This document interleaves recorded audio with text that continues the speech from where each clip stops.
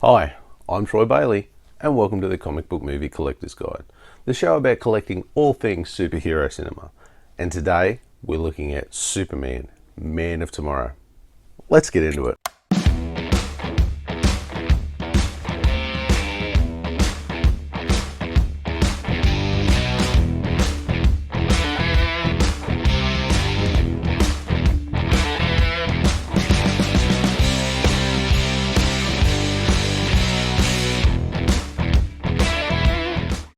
Superman, Man of Tomorrow is an animated superhero film with a runtime of 86 minutes. The film was not shown into theatres and was just a direct-to-video release, with the movie being available on digital streaming services on the 23rd of August 2020 and later released on Blu-ray, DVD and 4K Ultra on the 8th of September 2020. On the 12th of September 2020, during an online DC fandom event, the film was made available online for free download. It was directed by Chris Palmer and written by Tim Sheridan, with the film being produced by Warner Brothers Animation, DC Entertainment, and distributed by Warner Brothers Home Entertainment.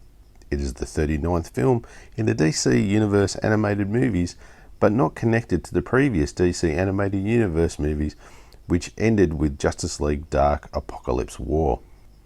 Initially, it was presumed that Man of Tomorrow was to be a standalone superhero film, but it has been confirmed by director Chris Palmer that the film is actually the start of a new shared universe of animated films, with Chris Palmer saying in an interview the films were winding down from the previous arcs, the stories being from the past 10 years of Warner Animation. In searching for a way to launch the first film of a new continuity, Superman seemed like a big character to go with.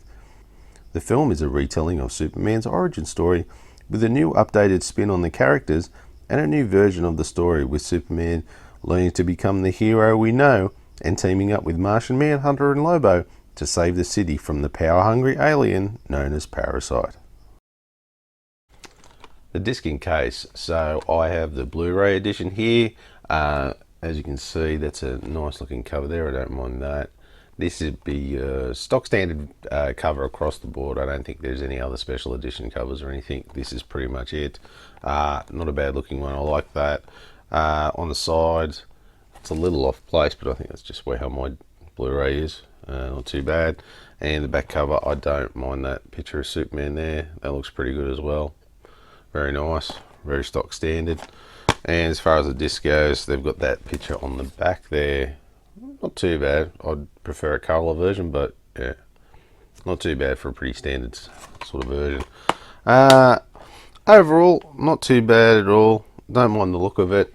This is pretty stock standard sort of looking cover in case. So overall, I would probably give this a 7 out of 10. The story and script. So this story is a new updated version of Superman's origin, which was good in parts, but not so much in others. With the main narrative of the story being about how Clark, making the choice to put himself out there as Superman, or just sort of stay in the shadows and live this nice, quiet, normal life, due to the xenophobia of the human race and kind of the fear of the unknown. I feel that part was done well, with the viewers, getting an insight into what it took to make that decision to be Superman. It didn't really make for much of an interesting movie as a whole. As we all know, the origin, kind of like Batman's origin, we just know that thing back to front. And with this, there's really nothing new to put in there. So, but also, now Parasite, for me, probably not the best choice of villain here to tell this story. I feel like Lex is the best one for the origin because he's this great juxtaposition to Superman and really helps drive the choice, to be Superman, the Superman we know.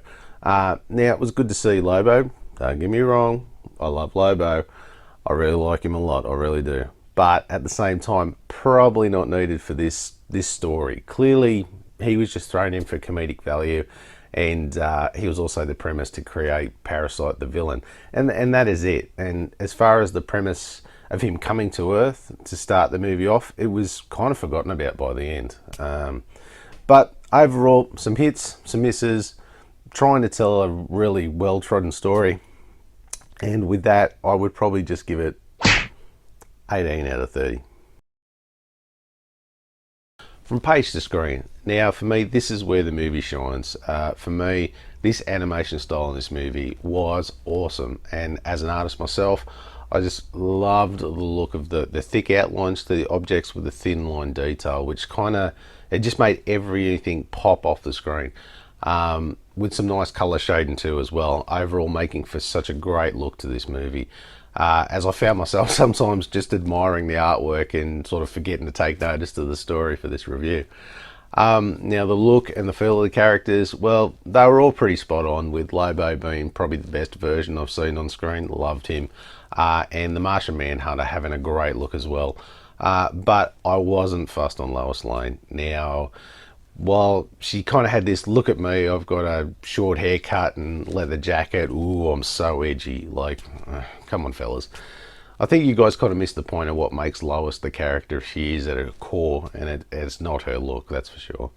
And Parasite, well, No, sir, I don't like it.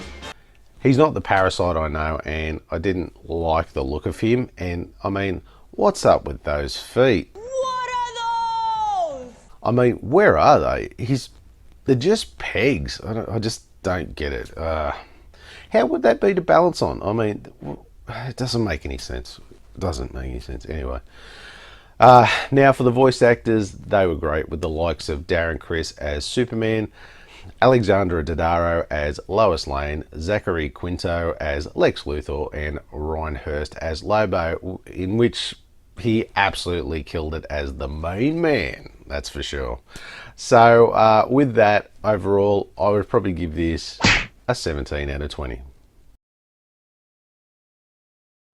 Okay, special features. Now, we get a lot of special features on this, which is great. Maybe DC's finally listening to me and finally making a bit more effort out there with these direct-to-video releases. So, what we get on this one is Lobo Force of Nature featurette, Martian Manhunter Lost and Found featurette, a sneak peek at the new Batman animated movie, Batman Soul of the Dragon, trailers for Justice League versus the Fatal Five, and Superman Batman Public Enemies, as well as 2 episodes of the Superman animated series, The Main Man Parts 1 and 2, featuring Lobo. Kind of makes sense.